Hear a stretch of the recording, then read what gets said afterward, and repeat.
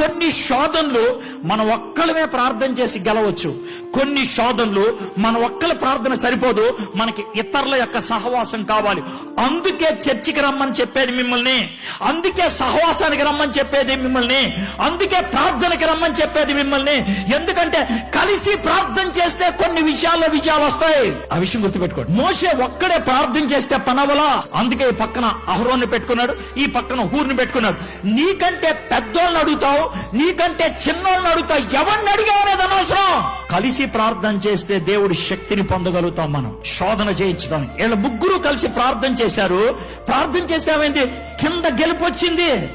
కింద గెలుపుకి ఎవరు కారణం? మోషే ప్రార్థన లేకపోతే యెహోషువ యుద్ధమా? రెండు. ఇది ప్రార్థన అయితే అది పోరాటం. ప్రార్థన చేసి పోరాటం చేయకపోతే కనుక ఆడు డ్రామాగాడు అని అర్థం. ప్రార్థన లేకుండా పోరాటం చేశాడంటే ఆడు విప్లవకారుడు అని అర్థం. సో రెండు ఉంటే వాడిని విశ్వాసి అంటారు.